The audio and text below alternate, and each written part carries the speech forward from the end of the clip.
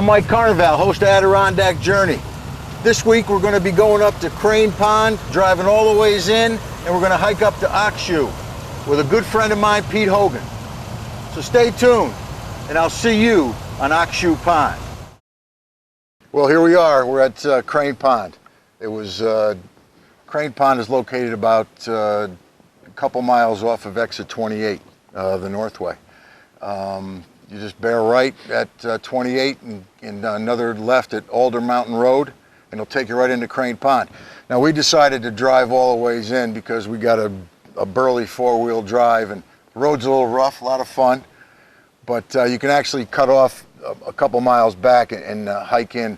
We're going to actually go up to Oxshoe Pond this afternoon, and this is my good buddy, Pete Hogan. He's going to be our guide. Petey and I have known each other for quite a few years, and he's done all the peaks. He's one of those 49ers, 46ers? Yeah, 46ers. 50, yeah. 70? Yep. But he does them all, and the only guy I'd hike with is Pete. So we're going to take you up. We're going to show you some of the sights here in the Adirondacks. That's right in your backyard. It should be a great day.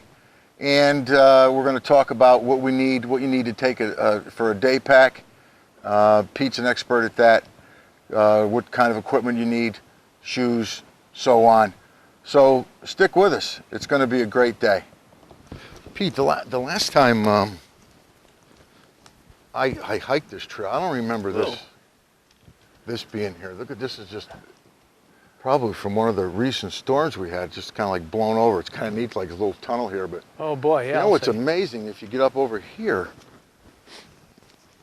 you think a tree of this size, I mean, look at how shallow the root system is on this thing. The system is really shallow. And it was like based on this boulder. So, I mean, you're talking not even a foot. Yep. It's amazing it's even standing. Or used to be standing. Yeah, right. The root system on that. Holy cow, that's pretty fascinating. That's another thing you got to be aware of too when you're hiking or camping or whatever, is you get some high winds. There's not a lot of support on these monster trees. Nope. So you got to know where you're pitching your tent. You got to keep your head up at all times, I think, eh? Yep, all the time. We should have helmets on or something. No, I don't know if we need the helmets. Just got to keep our head up though. Yeah, absolutely. This is pretty cool. I like this, like a natural little funnel. How far are we going to be going, Pete? Oxshoe is a very short hike. There's not really any distance to it at all. It's a great little lake, and nice lean-to at one end of it too. Oh, terrific. So this would be a good hike for like mom and dad and some of the kids, it's a great hike to start kids out on, sure. That's a good starter for me too, because I don't want to kill myself. Not, first day.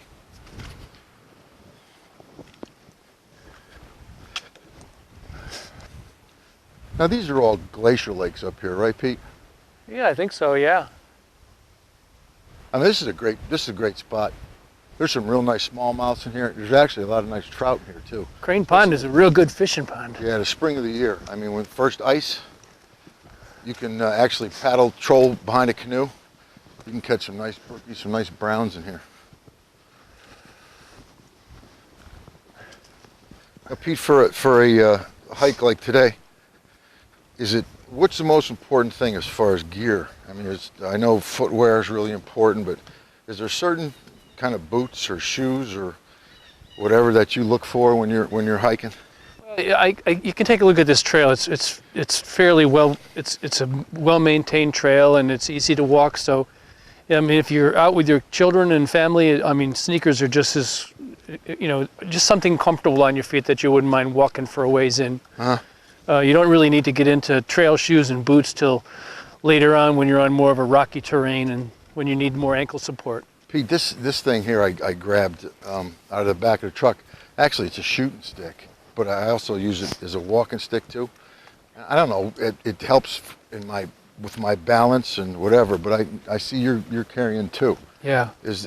How does that help, or what do you use them for? Well, many people don't use these, but it was suggested I try these about 10 years ago. I was hiking for the first 20 years or so without any walking sticks, or trekking poles as they're called. But I basically started using them for down climbing, going down ascents, and they help a lot on taking pressure off your legs and off your knees and hips, and it taking it into your shoulders. Right, right. But now I use them for up climbing too. I use them all the time now, and they're great. I wouldn't leave home without them. Really? Yeah. That's cool. That's good. It's almost like a ski pole. And actually, I have different baskets you can put on them in the wintertime. Yeah. And it changes to a cross-country ski pole. Oh, no kidding. Yeah. Oh, cool. See, I learn something new every day, Pete. Yeah. That's why I hang around you. You know? Yeah. I'm glad you do, Mike. You're like my mentor.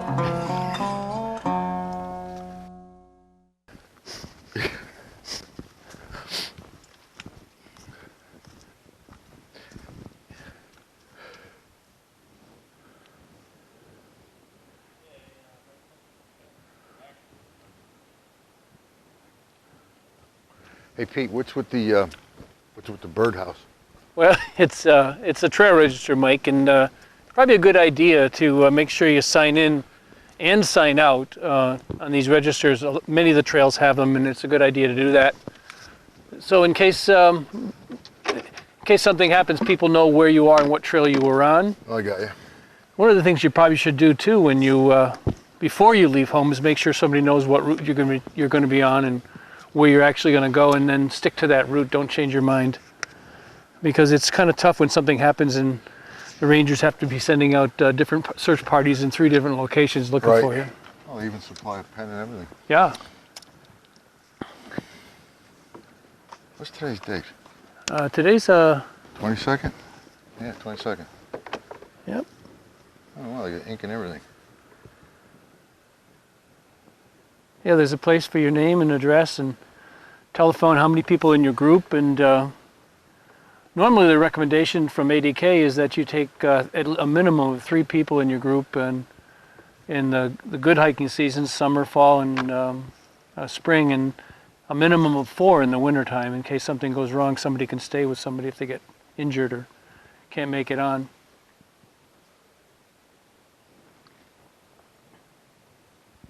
That's pretty cool. There's also a part there to check out, so on the way back out, we'll check out to make sure that people won't think we're still in there. Yeah, right. Okay, I'm in. Make sure I spelled my last name right. Will you, Pete? I've got it, really. Yeah, it's right here. It's good. That's great. Party of 2. It's like going to dinner. Yeah. See, you know what? It's funny, because if I was doing this hike by myself, I wouldn't have signed in. Yeah.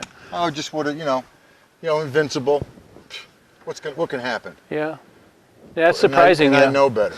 Well, yeah. The first step is to, like I said before, leave the route that you're going to take with someone at home, someone that you know, and then sign in on the register and sign out. Okay, we're all signed in. Cool. Oh, it looks like we got a trail junction coming up.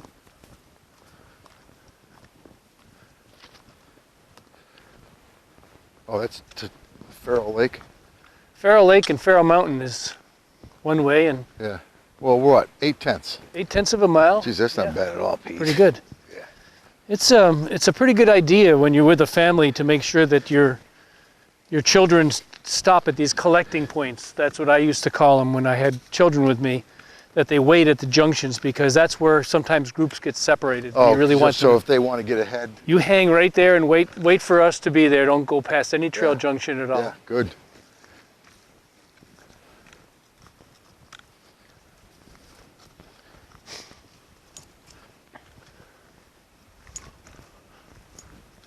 Hey, Pete, I noticed we, what did you call that, a junction? Trail junction, yep. Trail junction? They went from red to blue? Yeah, the markers have changed color because we've changed direction. The main trail, the red trail, went on to Farrell Mountain and Farrell Lake, and the blue one here is going to go on to our destination. So you can go by colors, too. Yep. Cool. Now, here you go. See this little brook right here? Beautiful. Now, here's something. You get a little 3-weight fly rod with a nymph, and you'll be surprised. Even a little pool like this, the native trout you'll catch in these little pools. People just don't think about that. They think you got to fish these monster streams. Yeah, this is Like beautiful. a little pool like that. Yeah. You always have something to eat in the Adirondacks if you know how to fish. It's spectacular. I smell water. Try and keep up, Pete. I'm working on it, Mike.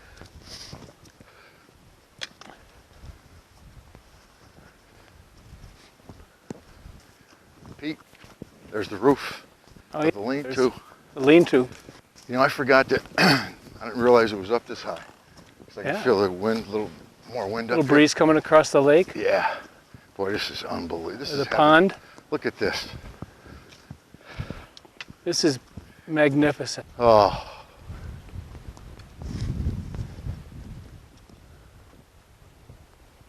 Oh, listen to the wind.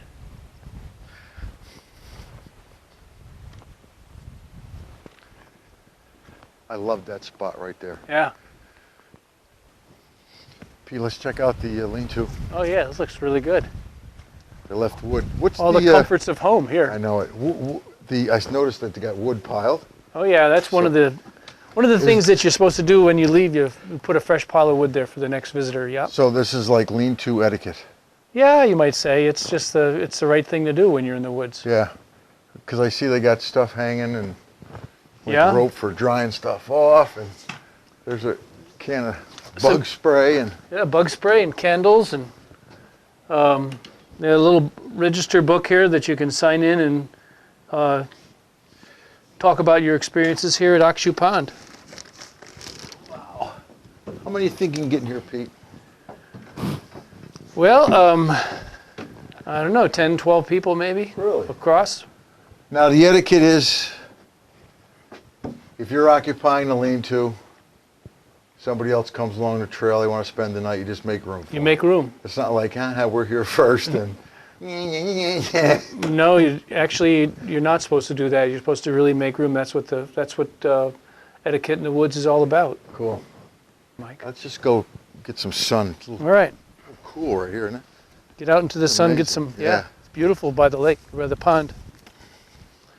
Yeah, it's quite a pond, isn't it? It's a beautiful pond.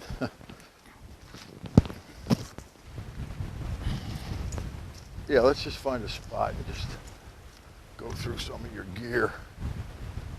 Some of the essentials. This is cool. How about over here by the lake? Want to go by the lake? Yeah, all right.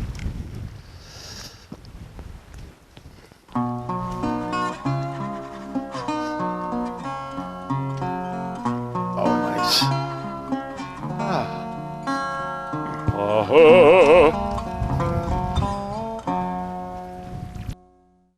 Now, what about some of the stuff that you think is mandatory? Yeah, well, I'll start first probably with the most mandatory thing you could have, and that would be a map, topographical map of where you're going. We're talking today, we're here at Akshu Pond, so we're talking about a map, a topographical map of this area, and that's a good thing to have. So you just basically know where you are and where you're going, and you've left directions with people so they know where you are. Okay. In this little pouch here, I also carry with me several different sources of light in case something happens and I'm out past sunset. I have light sticks. I have a whistle because it's easier to hear a whistle piercing through the forest than it is your voice, and whistle will last a lot longer than your voice. Another light source. I'm kind of old-fashioned that I always have a compass with me. I'm not really skilled in the technology of GPS anymore, but there's nothing wrong with understanding and reading the forest and taking a map and compass and establishing your direction that way. I mean, my main concern with the GPS, I don't use one either, is if the batteries fail or if there's a malfunction in it, you drop it, you break it, you don't know how to read a compass, you're up the creek. So Yeah. it's good to go back to basics, I think, too. Yeah, So. a compass is a basic instrument of navigation and a map. You really should know how to read contour lines on maps and things like that, and you'll be able to know that you're reading at this point, this is where you are, and you know where you are, and you know that you came in over a high area, so you're going to go up to that high area and follow the ridge back down again. It's good to know that, those kinds of things. Yeah.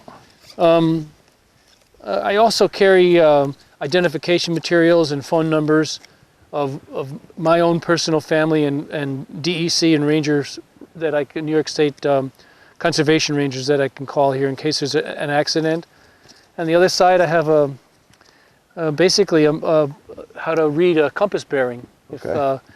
If someone in my group ever needs to know how to do that, you can actually take back bearings and figure your way out of a place.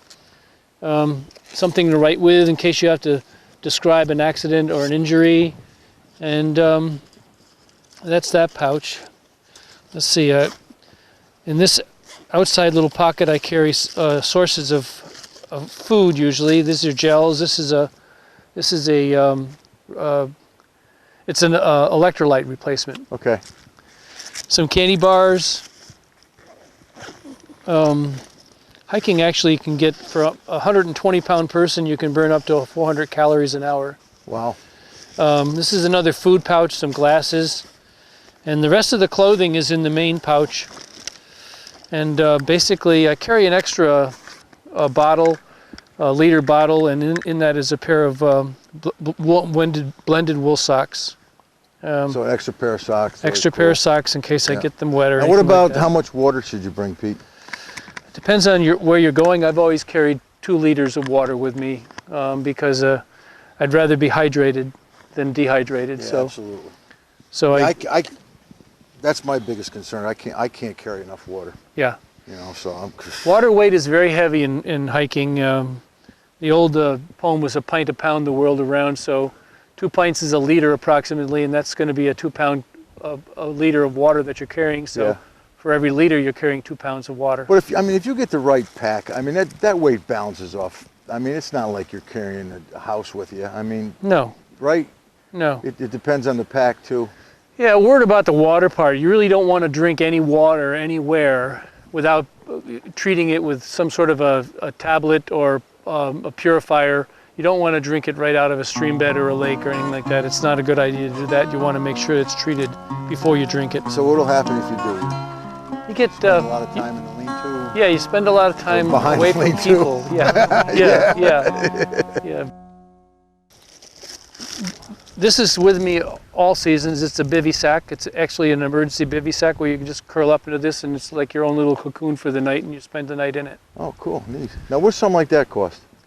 Well, it's actually priceless if you're thinking about it, you know, in terms of saving your own life, but it's probably 20 bucks or so. That's a very good point, Pete. Yeah. But, you know, if you were going to go order one of them from Cabela's or Bass Pro Shops, Yeah, 20 bucks or so, 20 I bucks. think, yeah. All right.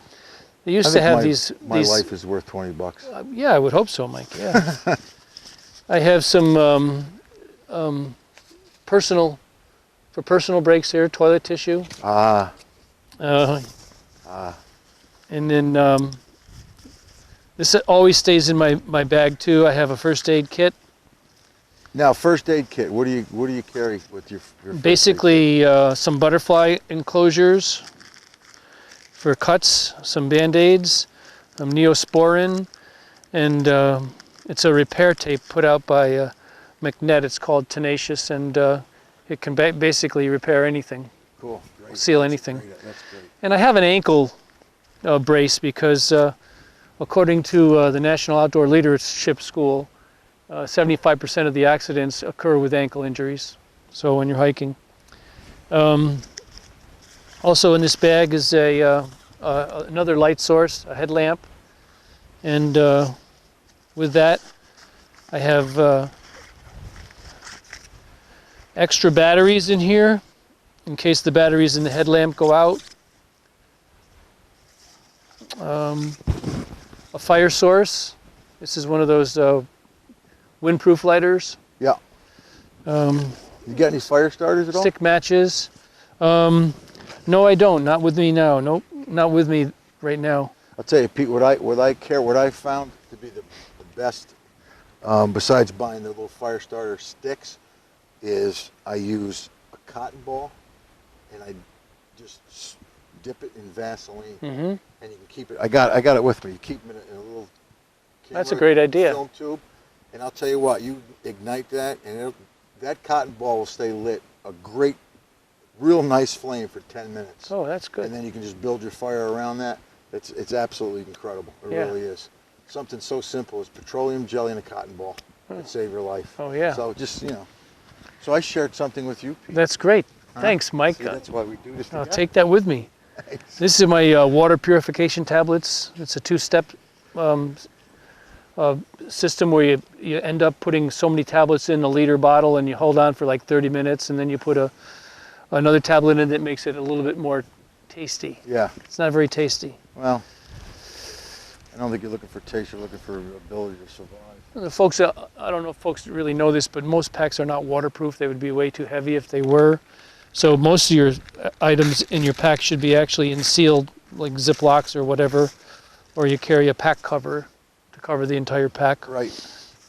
These are Gore-Tex over mitts, and inside them are cold weather mittens, a balaclava which covers your head, another hat, and the Gore-Tex mitts can obviously keep your hands dry.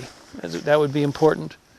A rain jacket, and rain pants. And that whole pack that you're carrying today, how much would you say that weighs? This is about 12 pounds. 12 pounds. Yeah. How simple is that? Yeah. 12 pounds of which I have 2 liters of water, so we're talking about 4 pounds of water. Yeah. So for 12 pounds, you're good to go. You could survive overnight and then some. Yeah, I could spend the night out if I had to, sure. Yeah, great. Fortunately, because I'm so old-fashioned, I really haven't had to do that.